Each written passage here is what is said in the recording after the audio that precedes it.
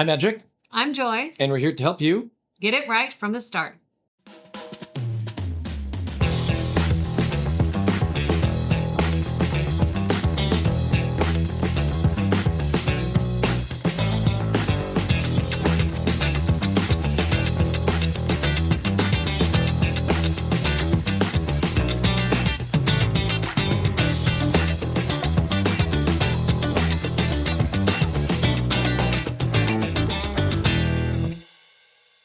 and we are here to really help people. I mean, that really is the heartbeat of this whole thing. And if you're seeing our background, again, this is a very Christmassy feel. So we want to be able to give you something in this particular episode. I mean, we've been trying to give as much as we can in all the other episodes because it is our passion to help you as parents. Ideally, if you're listening, you're a parent, but anyone else listening to this, really get it right from the start. And even if you're not starting out your parenting journey, you're somewhere down the road, there's always a chance to reset and start it fresh. I just want to add, because I know we've never really said this in the podcast, but it's also been so helpful for us to do these podcasts because we can't talk about these principles without being convicted to make sure we're also applying them in our own family, in our own lives. And it keeps us on our toes as parents, right? Because you never want to get to a point where you're stagnating or you think that you've arrived, because that's just never true. That's a good point. And there's so many different parenting stages as your kids get older that your job also never ends. Right. And so I was just telling Edric in the car on the way here, honey, I'm just so blessed to be able to journey with you as a parent to our kids. And I've just loved this stage of our journey where we get to live out being parents and be with our family, but also come alongside other families to share principles that we've learned that we're applying also along the way. It just brings me so much joy. So it's really been a delight for us as well. And for today's episode, speaking of parenting stages and the journey, and since we have a 5-year-old all the way up to a 21 who's soon to be 22-year-old. Yep. So let me say those ages just so if I'm going to test my memory. 5, I'll work upwards. 11, 14, 16, 18, 21, 13, 22. Actually, everyone's going to bump up 1 year in a couple of months, right? Boom, boom, boom. But it's just it's the whole spectrum, right, that we're dealing with. And we've seen what has worked in each stage, what hasn't worked. And you've come up with the 3 R's that you're going to talk about now. So maybe you can jump right into that. Yeah, and as I do, I want to make sure it's framed well. I love how you said the reality of this season, right, is what makes it very effective is that we're not just trying to apply it to ourselves, but we're helping journey with other people so that as we do that, we're forced to make sure we reinforce the things we're learning or wanting to do right. So if you're listening to this, just again, a great reminder for you, make sure you do not journey alone. As a parent, you need to be around other parents who have the same end goal. For us, we're Christians. We want to make sure that the end goal is, hey, we model Christ in the way we parent, right? So make sure you're surrounded with people who do that same thing so that as you do that and you're surrounded by them, you're also helping them practice the same things, and it becomes so much more real. And it literally keeps you on your toes because they're watching you, right? So to your question, what are those 3 R's? I just want to add that we've also not just been privileged to raise our 6 kids and see the spectrum, but we've been involved in various professional and ministry spaces where we've been literally journeying with many families, right? Many thousands around. So having said that, our observation is there's 3 general stages. And we hope, as we said earlier, this is a gift that you might be able to frame it and then understand how to respond in each of the seasons, right? So when they're young, we like to say the first stage is regulate. So regulate, and I'll give you my version, and then Joy, you can come in, give what you see, is, for example, we have a 5-year-old. 5-year-old to about maybe 9-ish.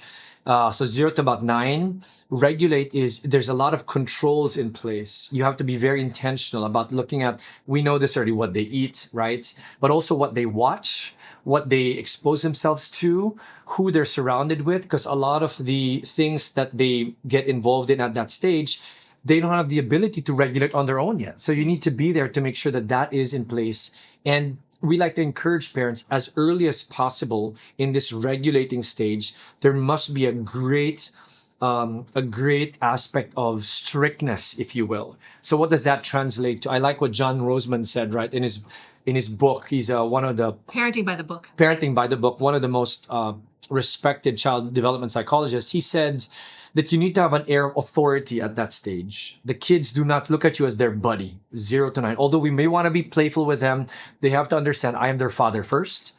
She is their mother first before a friend. And what does that look like? We don't say things like, hey, is it okay if you stop playing with that gadget because it's not good for you, right? We don't talk to them like that. And many parents today may be falling into that with sincere intentions because they want to be a good parent.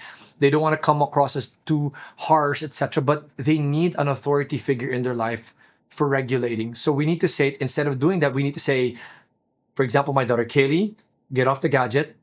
It's time. You're done. You shouldn't be doing that anymore. Yeah. You see the difference there. And I Go think ahead. it's because a lot of times I think parents fall into this, trying to appeal to them to obey or to follow. And we're not making any appeals as parents because it's our job to set the rules and enforce them. Because at the end of the day, we are doing the regulating because we know what's best for them since they don't have the capacity to understand that yet. Right. So that's the intention. It's not because we want to control our children so that it's more convenient for us as parents because they have better behavior. It's because you want to establish certain habits, certain patterns, certain ways of thinking that will ultimately amount to them making wise choices about the things that they choose to do, whether it's the choices that they make in terms of what they eat, their habits, how they spend their time, the friends that they will make. And so all these things need to learn how to regulate in the earlier years. And it comes with external factors. We are the external factor that teaches them how to regulate so that they can eventually self-regulate. Correct. And I want to make sure that we don't just say that this is our opinion, this is our observation, but really biblically, Proverbs 22:6, right? It says, train up a child in the way they must go, a child in the way they must go, so that when they're older, they will not depart from it. That's actually a large part of the framework of these 3 R's. So first is regulate. We need to train them up when they're very young. And what does that look like? I love what your dad says, right? Whenever he talks about this, Pastor Peter Tanchi, he says, the Hebrew picture for the word train up there is the picture of like a stallion, right? Being able to break the will of a wild stallion so that then they're more effective. Versus not crushing the spirit. So for the child, that doesn't mean, being violent or shouting and berating them. That's not at all what being an authority is. So there's a very big difference between being authoritative and being an authoritarian. So authoritarian is all the negative stereotypes of a dictator, like a Hitler, just do everything that I say. Authoritative is there's a firmness. And as we're doing it, it's because they need to understand that that is your role in their life. Mom and dad are the authority figures in my life. And there's a very beautiful biblical picture that happens there. As you train them up with that picture, then they learn to extend that to the authorities in their life as they grow older. Because as we grow older, even you and I, right? There's many authorities, whether it's corporate bosses, government, etc. So that's so important. Regulating at the early age, making sure that you do set parameters, that there are clear guidelines and rules that they need to follow and obey, so that as you take them through that, you are training them up. You're giving them all the right foundations and fundamentals. I just want to add something because I also read a book by Dr. Leonard Sachs, really great book called The Collapse of Parenting. And in this book, he talked about how it's our parents, it's the job of a parent to educate the right desires in children. And if not, they're going to prefer things like cotton candy. They're going to prefer things like being on gadget without limitations. So their preferences, because they're still growing, they're not yet mature, their desires may be misguided. So it's our job as parents to regulate their desires. Right. And one of the first things he said we need to instill is that capacity for self-control. And self-control then amounts to many other right choices that they eventually make in the future. Right. And so for us, practical tips, right? We've said this many times, and I learned this also from your parents, right? The one rule in our home is obey. As they're early on, if you want to help regulate, don't create a whole list of different things that are hard to remember. For us, it's really just obey. And the earlier you can get the child to understand what that means, and both the consequences and the blessings of obeying and disobeying. So if you obey, there's blessings. If you do not, there's consequences. The sooner you get that trained and instilled in them, the easier the parenting journey becomes forward, because you are training them up. You're setting up a good foundation, right? So what does that look like very practically? For the children, once you see that they understand what you are saying and they do not do it, you see it. And it's very clear, right? There's visible body language where they're disobeying you. For example, defiant. It's a defiance. For example, you tell your kid, Anak, sit down, it's time to eat. They look at you and maybe it's the first word they have, it's no. And then they slap the table or a spoon. That is clearly defiance and not obeying. So what needs to happen to help regulate the children at that stage is there needs to be some form of discipline, a consequence that stings. So we're not going to go in detail on what those consequences are, right? Because each country might have different regulations, literally, and laws. But the point must be that it does sting. They know that it's something they don't want, and it's a consequence. If we're able to do that well, then they will develop the mindset of, okay, if I do not obey, there are consequences. But if I do, then there are great rewards and blessings. And so that character of obedience will take them very, very far. So that's very important in the regulating stage. And I know earlier you talked about how maybe it's still about 7, 8, 9 years old. But the truth is, in some children, if it's still underdeveloped in certain aspects of their life, just because they're moving on to a different stage, which Edric is supposed to talk about, is going to talk about in a bit, it doesn't mean you can still, you stop regulating. Yes, that's altogether. good. I was going to say that, yeah. And just because we have a recent example, one of our daughters loves ice cream. She loves sugar. And she's older. She's 11. But the reality is all that sugar is not good for her. Now, she struggled with self-regulating in this aspect of her life. And so we've had to set boundaries and say, you cannot have sugar, right? So I remember the other day, she had not been having sugar for a while. So she's actually lost some weight. And it's not really the weight so much as it's stewardship the health. of her body. It's the Yeah, stewardship of her fitness. body. Because we don't want to hyper focus on the physical also, right? But it's really stewardship of the body. And so she said, can I have a bit of something? I remember. And we did allow her because she had not been, she had practiced self-control for a good number of days. And so I just wanted to add that part that we may think, okay, so I'm not going to regulate anything anymore because my kids have passed the threshold. But every child is different. Yeah. And if you notice that there's still some areas where they're struggling, then of course we still step in lovingly to help them learn So how although these are stages, they do not stop, right? What I'm hearing, and we want to echo, and I was going to close with that later, which is okay, that these are stages, but also seasons that will keep flowing into each other as is needed. So regulate. The next one, and I'll jump off with the example you gave, is then reasoning. So the first is the regulating stage. The second is the reasoning stage. You cannot just say, obey daddy, eat your food, sit down, don't go there, turn that gadget off, which is in the regulating stage, right? You should not allow the child to say, well, I don't like, they need to obey just because you're the authority. That's the regulating stage. When you hit the reasoning stage, so this can be maybe even as early as 6, 7, depending on the child.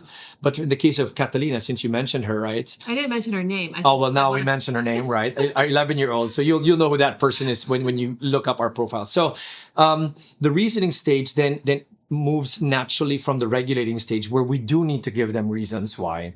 And this is a very critical stage, because in the reasoning stage, when they understand the why, you help move them away from, obey me because I'm your authority and I honestly do know better. So you learn that discipline early on to the point where they develop the convictions on their own.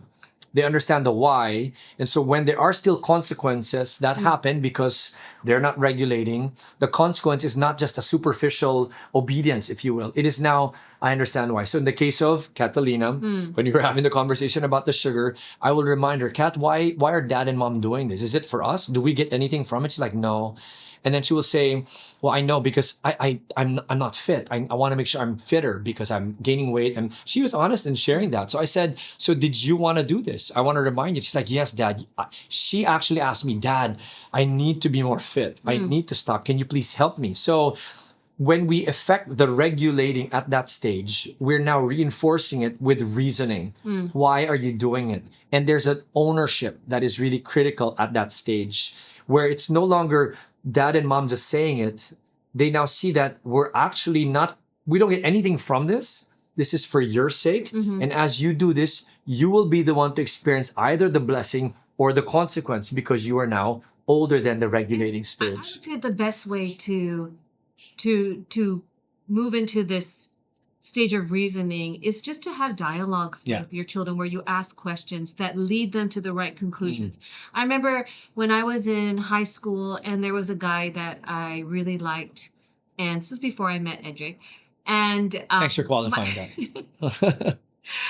And the guy, he was a great guy, but my parents didn't approve of him, and I was struggling because I wanted to spend time with the guy, but my parents didn't think it was a good idea. Such good parents. And so one night they took me out on a date, and during the date they asked me about the guy. They asked me lots of questions.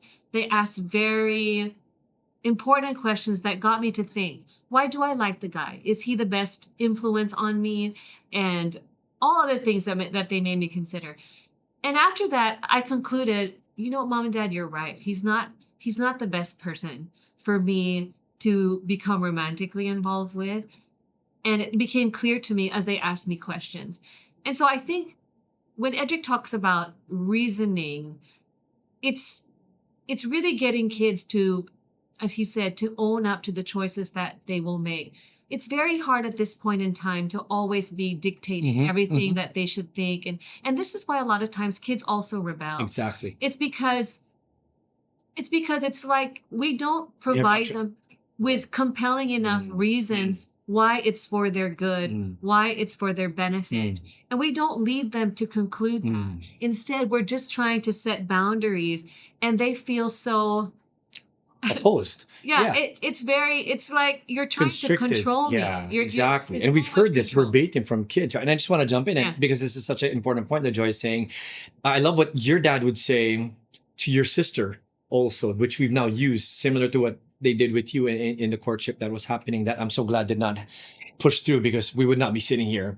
And what a life you would have had, right? I'm just saying. Okay, that's not the point of this podcast. It's part of the point of this podcast. For me. But they said, I'm on your side. I think that is so important. When they hit the reasoning stage, as I said, it's no longer, you know what, I'm the authority. You just trust what I'm saying and do it, right? You're moving to, hey, I'm on your side.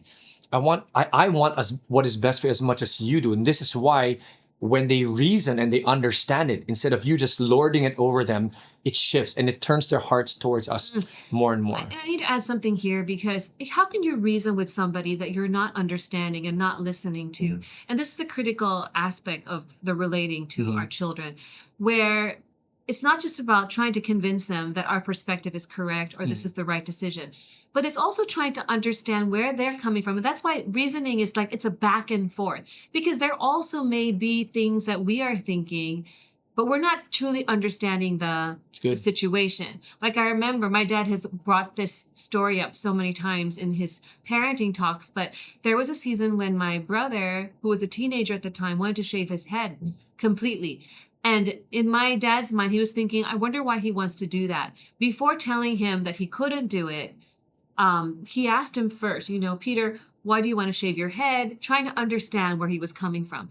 And basically the conclusion was he wasn't trying to do it to impress people. He wasn't trying to do it to fit in with a certain crowd. It was more like, he said, well, Dad, it's just so much more convenient, like shampoo, it's cooler. So then he realized he's not making this decision because for the wrong reasons. It's a practical reason that he wanted to pursue. Mm-hmm. And so it was okay with my dad then. It wasn't a big deal. But then I think one time my dad invited somebody who He respected. whom he respected, whom my Your brother respected, and was somebody very respectable in the business world, who was talking about how, when people are going to hire somebody, an individual, they look at everything, right? Even the hair. Even the hair. And this is important that your dad planted that thought in this guest. Yeah. And this is a very, very helpful tip for the parents who are listening here as well. Do not journey alone, right? If you can create environments where your kids might be listening to other people like this person. And so go back to the story. You can bring in other mentors and Exactly. So I think what happened was what happened then, he concluded on his own. It wasn't the best idea then.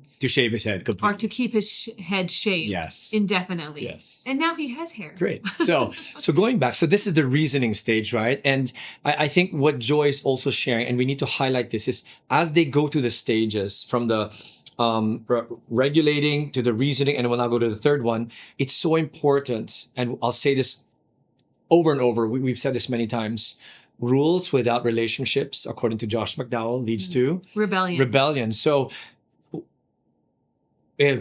making sure that we overemphasize this in this podcast, as you're building the rules, the regulations stage, and you're in the reasoning stage, we must continually have a relationship with the child all throughout. Otherwise, both seasons will also fall flat, right? We must lead with love. We must have that all throughout. So the third stage is now if we're able to help regulate, and then we work with the reasoning stage. And this is where I get a little bit emotional when I think about it. I learned from my own father when I got married, so about 25, right?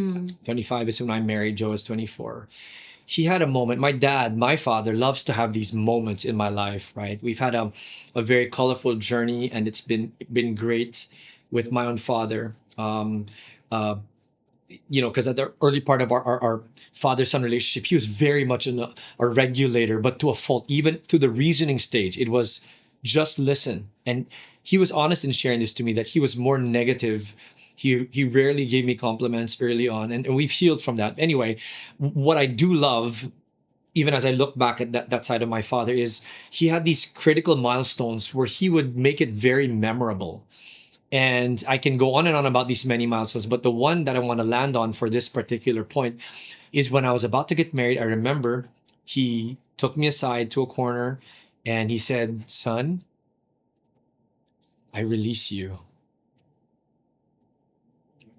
And even as I think about it now, right? I mean, at first I was like, is he disowning me, right? Is he letting me go completely? But that's not what he meant. He explained, he said, "Son, you are a man now.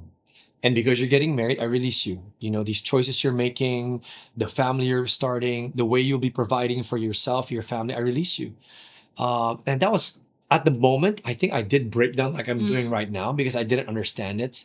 I gave him a hug, of course, and he wasn't saying it in an angry manner, but he said it in a very holy way, that even up to this day, I'm grateful he did that, because he was basically signaling that next season, the releasing stage, where it doesn't mean you're no longer their parent, right? But there's this sense of you're literally on your own. You've got to take care of yourself, provide for yourself, your family, etc. I want to add here that, as Edric was saying, there's overlaps, right? From the regulating to the reasoning to the releasing. You will notice this in your children as they get older, as they begin to show that they can make wise choices, that they demonstrate responsibility. You start releasing them more and more, until that point where, as he said, of course, when they get married, you have to fully release them. But I remember a conversation with one of our sons where he wanted to play, I think he wanted to ask for permission to do something, to hang out with his friends, or maybe it was to download a game or something. And what I said to him was, "You know what? I trust you." That's good. And he was really quiet. And he told me afterwards, "Mom, when you said that, it carried so much weight, because it made me realize whatever I'm going to decide, because Mom and Dad trust me so much, I want to make a wise decision."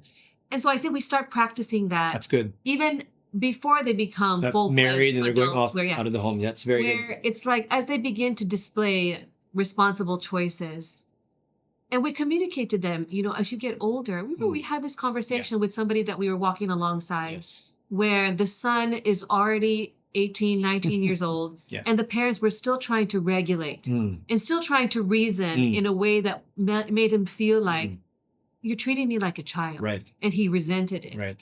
And the reality is, because he is an adult, he's a young adult, what you said to him in that counseling session was so important, because you said, look, you're 18 and you're going to be treated like an adult. And this means that your parents will not micromanage everything that There's you a do. releasing. But at the same time, you are responsible. Right. And so if there are things that you're responsible for And that you're not owning up to, that you're not fulfilling, that's on you, and there will be consequences. Yeah. And so I think when we release our children, it's not saying, yeah, you can do whatever you want and we don't care. We always remind them that, hey, we trust you guys, and you're older now. You can make these choices on your own because you have those convictions. But at the same time, if you make wrong choices, there will be consequences that you can't escape from. And I've seen this in Eden, especially now, because Elijah, he's been in the U.S. for several years now, so he's had to be very responsible for himself. But Eden is now growing into that in college. And there are times when we're setting rules and boundaries for the younger children, and they'll be like, what about Eden? And we're like, Eden, he has to make his own choices now. He's older, he's in college, so he's responsible for his choices. And the interesting thing is, when children understand what regulation means, when they understand good reasoning, and when they understand the concept of being released and trusted, then they do this for themselves in their own life. They regulate the things that they need to regulate. They use good reasoning to make choices, and they understand what it means to be trusted. And so they value that. They value that. They treasure that. And so by God's grace, we haven't had big issues with Eden, even in college. And on his own, he'll be like, no, I don't think I want to hang out with this group of people because they like to do this and that, and I don't really agree with that. Or, you know what, I think I shouldn't go with you guys, mom and dad, because I've got an exam tomorrow and I really need to study for it. And we let them fail. I think part of the releasing, which is the scary part, if we were to really think about it, one of the reasons why as parents we dread the releasing part, or it's hard for us, is because we don't want our children to fail, quote unquote, right? Yes. We want to make sure that we're controlling all the factors so that they'll be successful, but that is not how we raise responsible, mature adults. That's very good. And so with Eden, he's experienced moments where instead of studying for an exam, he decides to hang out with friends. And because of that, he didn't do so well. And then he realizes, oops. He quickly rebounded from that. So he recalibrates, right? So I think that's the part that may be a struggle for us as parents is we need to learn to trust our kids, but ultimately trust God. Because that's where, if there's fear, if we parent out of fear and we're not trusting God, then we will keep regulating, right? Keep imposing our own reasoning. And we won't release our children, they're not going to thrive. Very good. Now, so some closing thoughts here, and this is really important, right? As we look back and as we look at all the things we've learned by God's grace, both the easy and the hard way in these stages, ideally, you want to start it in that process and latch onto that verse. Train up a child in the way they should go, so that when they're older, they will not depart from it. So there's that. I'm going to regulate, and I'm going to help you understand it. And then at some point, so they will not depart from it, right? That's the ideal. But the reality is, many families, and maybe this is you right now, you're listening to this or you're watching this right now, and you're like, oh man, I wish I could do it all over again. The good news is, in Christ, you can always reset. What does that look like practically? Let's say your kid is in their teens and you're hearing this now. Or maybe they're even adults and it's harder now. The truth is, there may be some measure of those three combined that you need to put in place. Could it be that even as an adult, you've enabled them so much and they're spoiled? And this is part of the reason why they're doing all sorts of reckless things. So part of the regulating is to pull away all of that financial support, that's enabling them to do these things, because we've known of cases where kids doing drugs, doing all these negative things that the parents don't want, they're not taking a job, but the parents are funding everything. They're giving them the money, they're enabling them. So again, these are hard questions you need to ask, depending on your season. But could there be, what are the things you need to do to put stricter controls even in this season to regulate? It might be painful at the start, but it is necessary so that you might be able to reset things for your child and you. So regulate, think about that. What is necessary? What reasoning is necessary in that season? And then at what point, even as you're trying to reset, do you need to say, we need to move to a point where you know that I trust you and that I can fully trust you? Does that make sense? So I'm hoping that that helps as a closing note. Wherever this might find you, find ways to weave in those three, even if you did not start it in the way that should be ideal, because it will still be effective if you're able to do it right at that point. My last thing, and then you can say something. Okay. Go ahead. But just to be clear, you're not going to, let's say if the child is like 18 or 19, you wouldn't regulate them the same way that you would A 5-year-old or a 5-year-old. 6-year-old. Yeah, Yes, just you to have be to clear. obviously Yeah. contextualize Yes, it, right? yes. Okay. So that's very good. Thank you, honey. So if they're adults, you regulate as adults also. You cannot be the do this. I mean, there's a different way to practically implement that. The last thing, even as I shared this part about it's never too late, we did say that it's so important to have a relationship all the way through. So even as you're at that stage, what I would do is, as you reset, make sure you ask some hard questions on what has strained your relationship fundamentally first, so that you can work on those things to strengthen the relationship first. And then when that is present, then those three things, the three R's, will have a better fertile soil to land on. Final note, with on top of the relationships for all the stages, and we said this if you heard the other podcast, even with our son Eden, it really does start with us. We cannot impose or implement these stages if we ourselves do not show that we have some form of regulating also. Are we disciplined in our own life, right? Are we following the same things we're asking our kids to do? That is so important. If we're reasoning with them and we just say, basta, we don't talk through it, or the same reasoning we're using is contrary, we're not showing these things are true in our own life. And finally, if, the modeling even of trust is not present. So it's so important that the things we ask our kids to do all throughout the seasons are consistently things that they see us do. And where we fail, which will happen, we need to be able to come and honestly say, you know what, that was wrong. Will you forgive dad or forgive mom? Because that was really not the right modeling. I've been telling you not to do gadgets, but here I am on the gadgets all day long. And then show that you are willing to change. Our kids are not looking for perfection, in the words of my son Eden. They're looking for progress, that you are improving and that you're honest in saying, here I am and wanting to do better. So hoping this does help you guys wherever this finds you. The three R's, once again, babe, say them again. Regulation stage, the reasoning stage, and the releasing stage. Thank you, baby. So, and all in the context of relating. Good relationships, good modeling, and showing them that ultimately they're doing this because they're accountable to God and they want to please Him and follow Him. So we hope that that's helpful. Again, I'm Edric. I'm Joy. And we're here to help you get it right from the start.